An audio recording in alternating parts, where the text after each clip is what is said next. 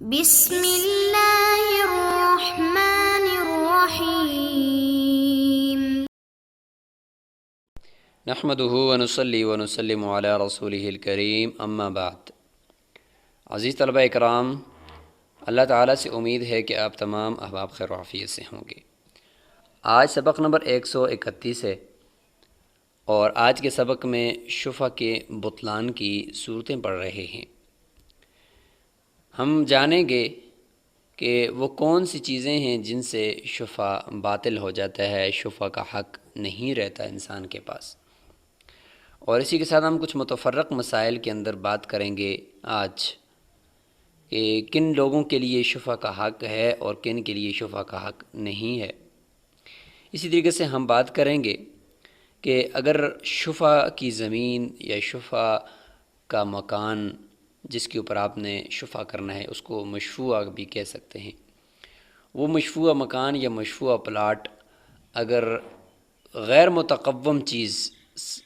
کو ثمن بنا کر خریدا گیا ہے، غیر متقوم کا مطلب شراب دے کر خریدا گیا ہے، خنزیر دے کر خریدا گیا ہے، جو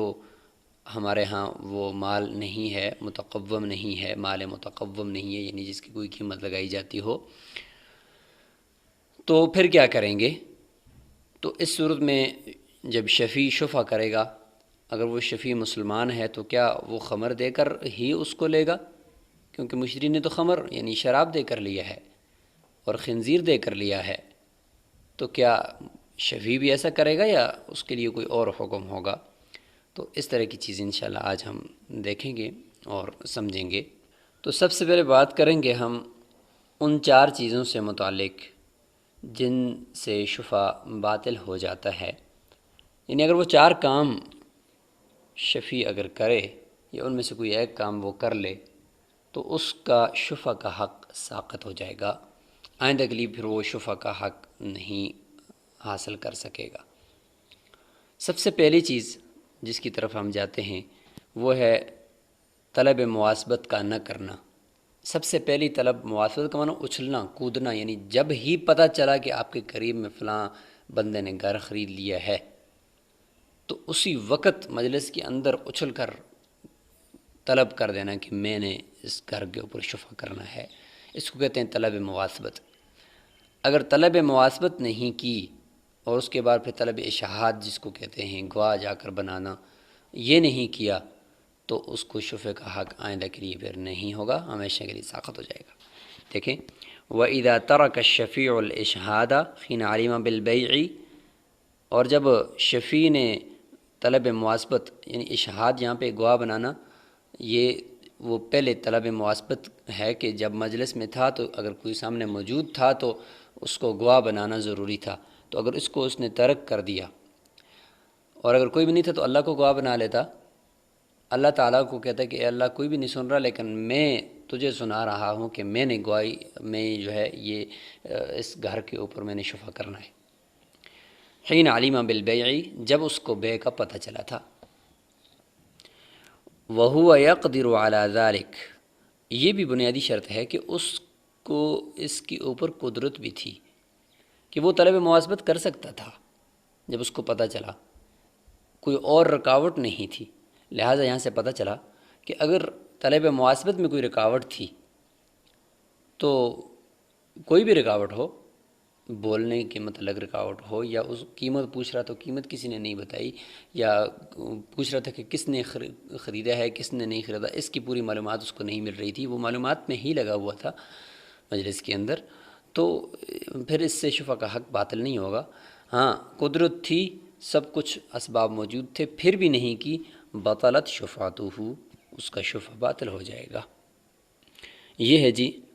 طلب مواسبت کو ترک کرنے کی وجہ سے۔ اسی طریقے سے وَكَذَلِكَ، اور یہی حکم ہوگا کہ شفع باطل ہی رہے گا کہ ان اشہد فی المجلس، کہ مجلس کے اندر تو گواہ اس نے بنائے، طلب مواسبت کر دی، لیکن وَلَمْ يُشْهِدْ عَلَى أَحَدِ الْمُتَعَاقِدَيْنِ وَلَا عِنْدَ الْعَقَارِ، لیکن متعاقدین بائع مشتری میں سے کسی ایک کے اوپر گواہ نہیں بنائے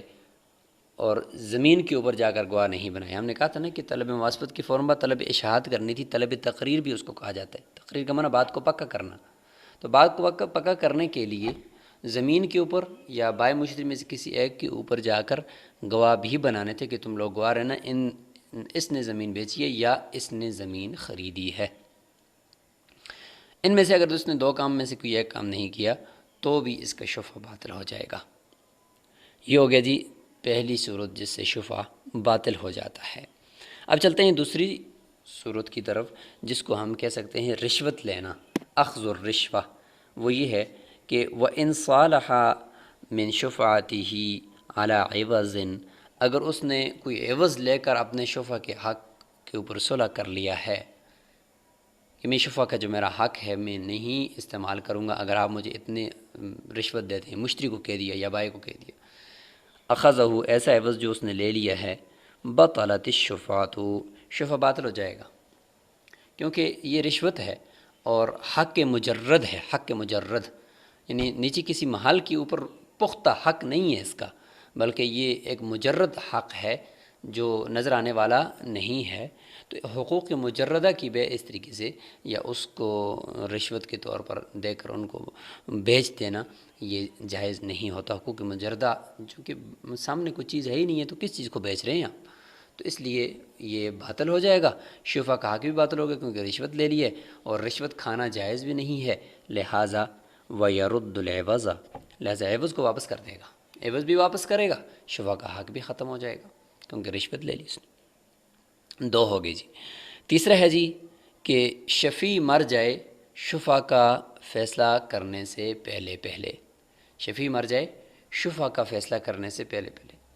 یعنی بے تو ہو چکی تھی لیکن شفیع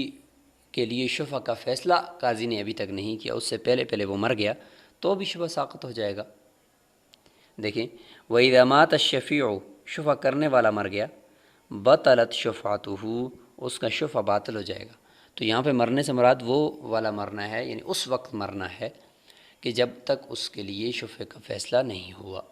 لہذا اگر شفع کا فیصلہ ہو گیا تو پھر ظاہر ہے کہ اس کی چیز پکی ہو گئی ہے، اب اس کے ورثاء کے اوپر لازم ہے کہ وہ اس زمین کو خریدیں اور بے کر کے وہ مشتری سے اپنی طرف اس کو منتقل کر دیں۔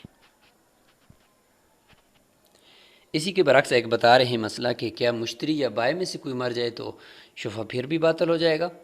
بتا رہے ہیں کہ نہیں۔ وَإِذَا مَاتَ الْمُشْتَرِي، اور جب مشتری مر جائے، لم تسقط الشفعۃ، شفع ساقط نہیں ہوگا کیونکہ شفع کا مستحق جو ہے وہ تو زندہ ہے جس کو شفیع کہا جاتا ہے۔ تو ظاہر ضرر و سوء الجوار اور اتصال یہ تو اب بھی موجود ہے۔ اگر مشتری مر گیا یا بائے مر گیا لیکن شفع کا مستحق وہ تو موجود ہے، لہٰذا وہ شفع کرے گا اور مشتری کے یا بائے کے ورثاء سے اس کو لے لے گا۔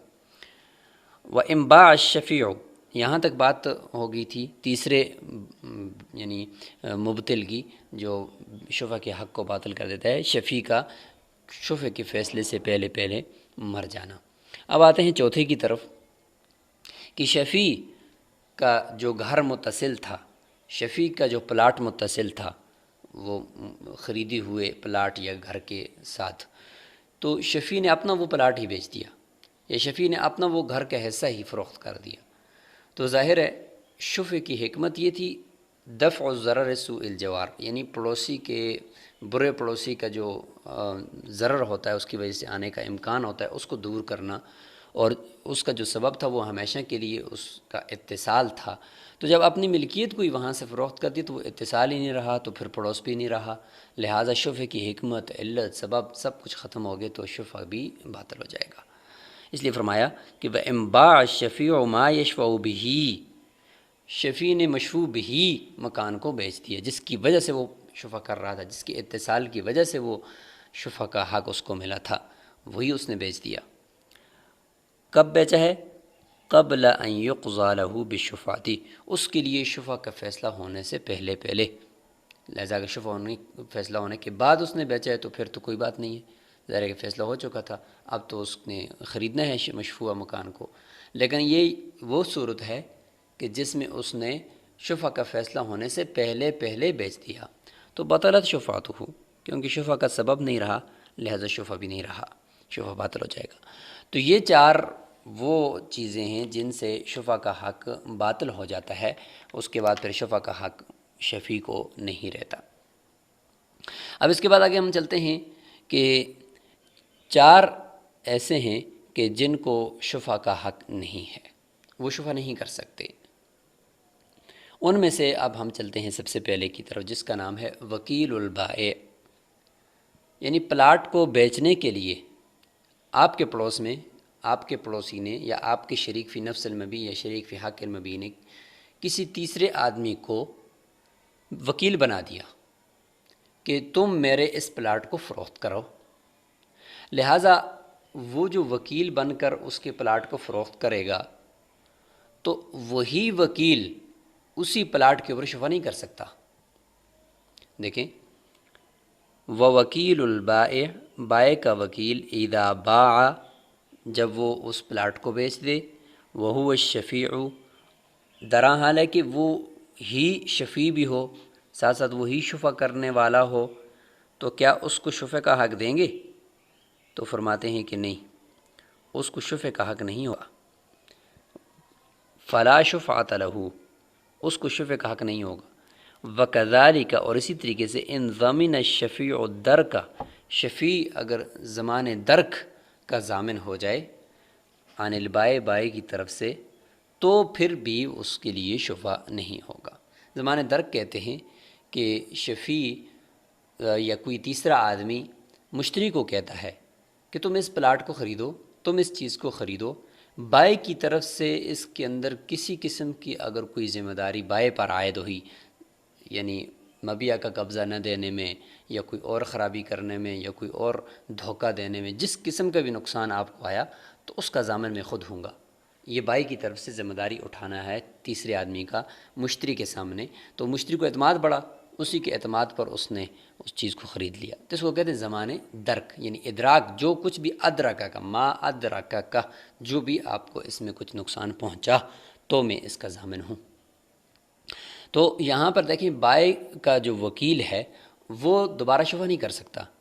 کیوں؟ اس لیے کہ یہاں پر زمین اسی کے ہاتھ سے، یعنی اس پر لازم ہے کہ زمین اپنی ملکیت سے نکال کر کسی تیسرے آدمی کے حوالے کرنا، قبضے میں دے دینا، یہ اس کی ذمہ داری ہے۔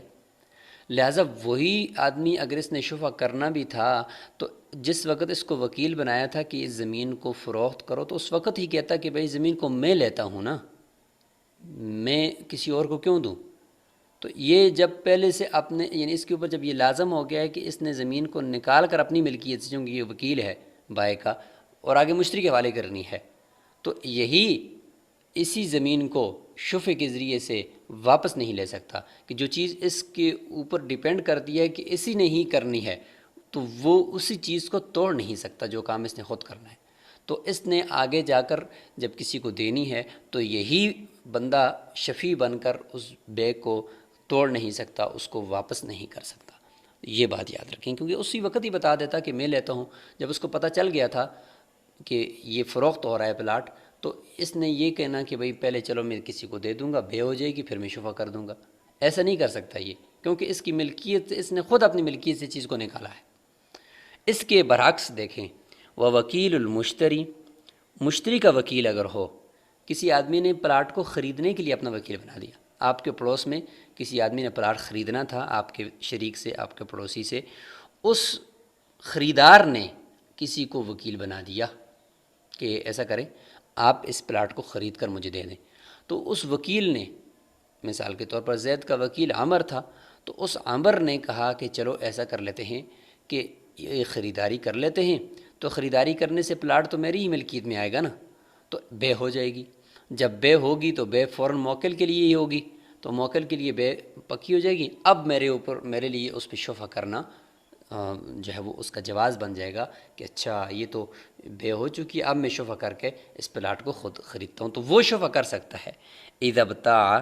وکیل مشتری کا جب وہ خرید رہے پلاٹ کو، وہو الشفیع، درا حال ہے کہ وہی شفیع بھی ہو، فلہ الشفعۃ، اس کے لیے شفع کا حق ہوگا۔ سمجھ گئے؟ کیونکہ یہاں پہ اس مشتری کے وکیل کے اوپر ایسا نہیں ہے کہ وہ اپنی ملکیت سے کسی چیز کو نکال رہا ہو، نہیں، بلکہ وہ اپنی ملکیت میں اس پلاٹ کو لا رہا ہے، تو یہاں پہ وہ خرابی نہیں ہے بائے کے وکیل والی کہ اپنی ملکیت سے چیز کو نکالے پھر واپس شفع کے ذریعے سے لائے، بلکہ یہاں پر تو وہ یہی کہہ رہا ہے، یہ تو شفع کے حق کو اور پکا کرنے والی بات ہے کہ اچھا یہ پلاٹ میرا موکل مجھ سے جو ہے وہ میرے ذریعے سے خرید رہا ہے، تو لہٰذا ٹھیک ہے میں پہلے خریدتا ہوں تو اپنی ملکیت میں اس کو لاتا ہوں۔ ظاہر ہے جب مشتری کا وکیل چیز کو خریدتا ہے نا تو وہ فوراً موکل کی طرف سے ہو جاتی ہے، گویا کہ وہ بے موکل کی طرف سے مکمل ہو جاتی ہے۔ ایسا ہی ہے کہ جیسے کہ موکل نے خرید لی، تو جب اس نے پلاٹ کو خریدا تو گویا کہ موکل نے خرید لیا، اچھا موکل کا ہو گیا۔ اب اس کے اوپر جب وہ شفع کرے گا تو کوئی خرابی نہیں ہے، اپنی ملکیت سے کوئی چیز نکلی تو تھی نہیں، اپنی ملکیت میں لائی تھی، اب شفع کے ذریعے سے واپس اس کو اپنی ملکیت میں ہی چھوڑا اس نے، تو اس لیے مشتری کے وکیل کو تو شفع کرنے کا حق ہے، لیکن بائع کے وکیل کو شفع کرنے کا حق نہیں ہے، اس میں یہ خرابی آتی ہے۔ تو یہاں تک یہ بات بھی آپ الحمدللہ سمجھ چکے ہیں۔ تو ایک تو وہ ہو گیا جو بائع کا وکیل ہے اس کے لیے شفع کا حق نہیں ہے، نمبر ایک۔ دوسرے نمبر پر وہ ہو گیا کہ بائع کی طرف سے ضمان درک جس کو ابھی ہم نے کہا نا، بائع کی طرف سے ضامن، ظاہر ہے کہ جب اس نے یہ کہا ہے مشتری کو کہ بائع کی طرف سے کسی قسم کا کوئی بھی نقصان آپ کو آ گیا تو اس کا ضامن میں ہوں، تو اس بات کی وجہ سے مشتری نے چیز خریدی ہے، تو یہ ضامن کیوں بن رہا تھا؟ اگر اس نے شفع ہی کرنا تھا تو اسی وقت ہی کہہ دیتا کہ میں شفع کرتا ہوں، میں بائع کی طرف سے ضامن بن کر ایک چیز کو اس کی ملکیت سے نکالنے کا سبب بنا، اپنی گویا کہ نکالنے کا سبب بنا، لہٰذا اب یہی جو ہے وہ شفیع بنے اور یہ کہے کہ میں شفع کر کے اس کو لیتا ہوں، لہٰذا یہ نہیں لے سکتا۔ تو یہ ہو جائے گے دو۔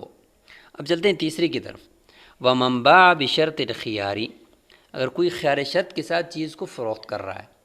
یعنی کہ بائع نے خیار شرط لگا دیا، فَلَا شُفْعَةَ لِلشَّفِيعِ، لہٰذا شفیع کے لیے شفع کا حق